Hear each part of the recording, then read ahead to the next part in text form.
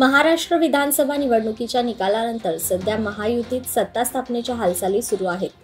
एकीकडे राज्याचे काळजीवाहू मुख्यमंत्री एकनाथ शिंदे यांनी केंद्रीय गृहमंत्री अमित शहा यांच्याकडे 12 मंत्रिपदाची मागणी केली आहे. मात्र शिंदे गटाच्या 4 नेत्यांच्या मंत्रिमंडळातील समावेशाला भाजपने आक्षेप घेतल्याची माहिती समोर आली आहे.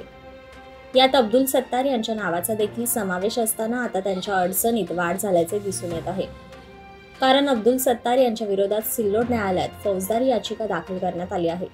निवडणूक शपथपत्रात खोटी माहिती दिल्याप्रकरणी ही याचिका दाखल करण्यात आली आहे. अब्दुल सत्तार हे सातत्याने प्रत्येक निवडणुकीत खोटी माहिती देऊन निवडणूक लढवत आहेत. त्यामुळे मतदारांची फसवणूक होऊन मानवाधिकार हक्काचा भंग होत आहे, असा गंभीर आरोप याचिकेत करण्यात आला आहे. सिल्लोड येथील सामाजिक कार्यकर्ते महेश शंकरपेल्ली आणि पुणे येथील डॉक्टर अभिषेक हरिदास यांनी अब्दुल सत्तार यांच्या शपथपत्रावर मतदानापूर्वीच लेखी आक्षेप सादर केला होता. परंतु या आक्षेपावर निवडणूक आयोगाने अद्यापपर्यंत कोणतीही कारवाई केलेली नाही. त्यामुळे या प्रकरणात सिल्लोड दिवाणीत आता फौजदारी न्यायालयात फौजदारी याचिका दाखल करण्यात आली आहे.